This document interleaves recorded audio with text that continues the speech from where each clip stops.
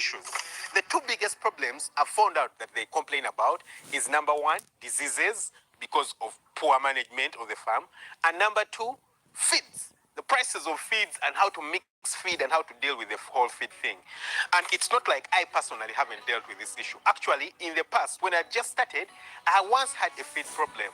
You know, when I was starting out, I was told a particular figure for how much it would cost to buy maize. Now, maize is the biggest constituent of feed. You know, about 60% of all feed is maize. Now, I was told it would cost a particular figure, and when I started out, that was about the figure, but just a few months later on, the price more than doubled. I was like, this is really crazy. Now, it took maybe 2 years before it got back to such a price, but last year, it was even worse. Last year, the price tripled what it is currently. Can you imagine paying 3 times what you're paying? Really crazy. So I've personally had my own issues with feed prices.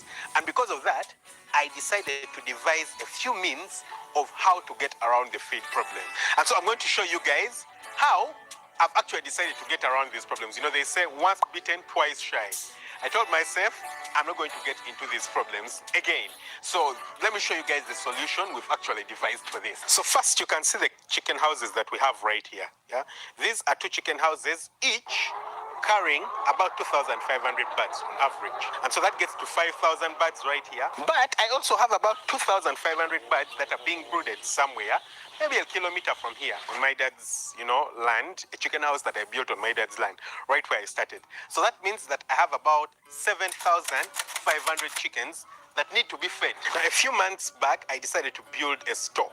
This is a feed store. Now, before that, we were actually using one of the rooms. You see that room right there, the first room on the right? That was the first room that we were using to store feed, but it would never have been enough with the number of birds that we wanted. So we decided to build this store right here that you can see we constructed with really cheap material. You can see that it was constructed mainly from iron sheeting. We put, some form of, let's get closer. You see, this is cement, some kind of flooring, and built it right to the wall to make sure that we make it a bit rodent-proof. Well, the rodents have already managed to find a way in, but we'll find ways of getting them out. And then we'll get in, yeah? So this is our food dip that we use before we get into the store. And this is the ramp. I'll step back so you can see it quite easily. That's the ramp right there. And so we can get in, guys, yeah?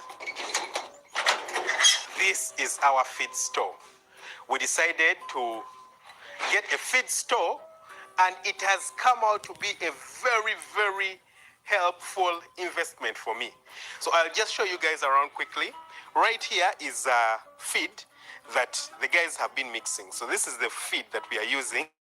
This is also feed. So we have 2 different sections because, like I said, we have a flock which is about 4 weeks right now. So the kind of feed that they feed on is different. It is starter feed. They feed on that up to about 6 weeks. And then right here, what you're seeing, this is the layer feed, the one that's being given to the chickens that are laying. From the point that chickens start laying about 5% of their egg production, they are given layer feed. So those ones are on layer feed. So right here, this section of the store has literally become storage for some kinds of things. Things that ideally shouldn't be here, but because we don't have space for them, we'll have to build a store for them later on, some wire mesh, this is chicken mesh. They probably need to roll it and place it a little bit better. You can see some chain link behind there. Then at the top, you can see how beautifully aerated the chicken house is to make sure that the guys can actually get inside here and work from inside here. Then right here, we have limestone. So this is limestone. Limestone is used for making feed. I don't know if we have an open bag. I'll show you guys. Yeah. This is what limestone looks like. Yeah.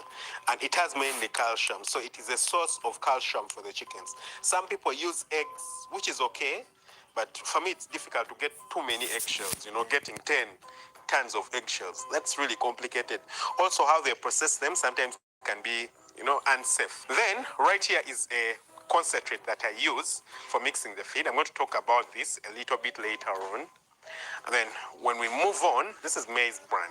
So I have some maize bran right here. You can't stock too much maize bran because the problem with maize bran is that if you overstock it, it cakes and it starts getting spoiled, yeah?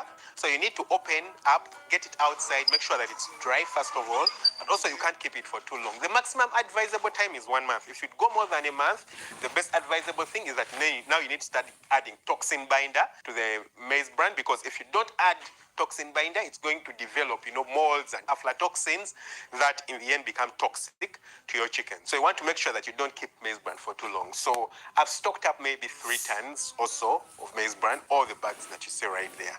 Yeah, it's about 3 tons of maize. And then the rest of it that you see right here is maize, all this. With just $1, you can start trading. This is not a dream. This is real with the Expert Option app. Want to start quickly? The app is maize. Yeah, all this is maize. So currently we might have about 26 tons of maize, which is actually not enough to take me until the next season. You can see some of the maize right here from the bags that the bags that have cracks. For example, if you see a bag like this one, when the bag gets torn, some of the maize pours out. So we have maize. So what the guys usually do is that when it gets sunny, they get some of the maize, take it out, because we don't want it to get spoiled. This is not very good storage, as you can see. It's not a silo. So we have to get it out, take it on the outside, dry it, and once we bring it in, we keep piling it in different sections of the store, as you can see right. So I'm hoping to add a little bit more maize onto this, maybe 10 more tons to store inside here in order to save myself a few problems. So like I've already told you guys, I have about 7,500 birds around the farm, and if they're all grown up and they're adult stage, that means I'll use about 1 ton, that's 1,000 kilograms of feed each and every day. That's quite an amount. And what that means is that about 50 to 60% of your feed is usually maize, 50 to 60%, depending on the ration that you use, is usually maize. So like I told you guys, currently what I'm paying for this maize is 3 times less than what I paid just a year ago, For the biggest part of last year, I was paying about twice. But then at the beginning of last year, or in 2022, November, December, we're paying 3 times what we are paying right now. So you can imagine how bad it can get. Now, if the price of maize doubles right now, what it means is that with the amount of maize I consume right now, I get to save about $100 per day. Can you imagine $100 per day on maize? If I buy right now and stock and the price doubles a little bit later on, I'm saving $100 per day. Now what that means is that over a month, I'm saving about $3,000 freaking dollars. Can you imagine how much more money I'm going to be keeping in my pocket? Imagine how much you can use $3,000 for. I mean, this structure you see right here, despite the fact that it looks, good from the outside, costs less than $3,000. I can use that money for a lot of things, and that's simply money I'm going to waste simply because I didn't buy and store the maize for when the price is low. So it's very, very important that you can actually manage the price and get to store when the price is low so that you use later. Now, if the price triples, then that means I get to save $6,000. That's crazy, isn't it? Really, really crazy. So, of course, there's quite a number of things that can be done to bring the costs down, but I feel like the most basic of them and the easiest that can be done is to bring storage, Make sure that you buy when the price is low, store and utilize it when the prices are high. But of course, that's a luxury that you can only, use when you do have money, yeah? Because it's quite an amount of money you're going to spend to do later on. So while you're beginning, it might be impossible for you. You might have to just, go around. In the end, the most important thing is to have chickens on the farm. I've seen people who are trying to build structures, stock up on things, build really huge structures. They don't have enough cash flow, but they're using all the cash up to stock up on feed, construct structures. If you don't have chickens, it's all useless. The most important thing is to have chickens on the farm. And for me, that's what I did. The chickens are the most important thing. Once you have the chickens, you can always expand and do a little bit more. So now that, we've managed to get to this point, the next thing is going to be to bring the cost of the feed down, effectually, the actual feed. So right now we are using these concentrates. Yeah, our feed mixture mainly involves the maize bran, the limestone right there, the maize, and the concentrate right here. Now the concentrate has the protein. Yeah, the biggest percentage of the protein. If you took a proper look right here, you would notice all the protein that it has in order to mix our feed right here. But this is quite expensive. You know, it's quite expensive. It's good and effective, but quite expensive. So since we are buying the biggest protein that we are mixing the feed, the other alternative now would be to use the protein yourself, you know, get the protein and mix the protein. Now, the most common sources of protein when mixing feed are usually soya cake, sunflower cake, and fish meal. Those are the most common ones. Now, if I can manage to get it at a low price and then just mix it with a small, tiny premix, I could formulate this food, which I actually know how to do and have been doing before. But because of, you know, some inconsistency and inability to monitor, I haven't been doing it right here because I want to make sure that when we are doing it, we're doing it very effectually and very well. So we wanted to first sort some of the logistical issues and the storage issues, because if I'm going to be buying soya cake and using it, I need to make sure that I get it when the price is low and store to use when the price is high, because its price can really raise, you know, really raise. So now that we have a store, we are able to do that a little bit later on in the future.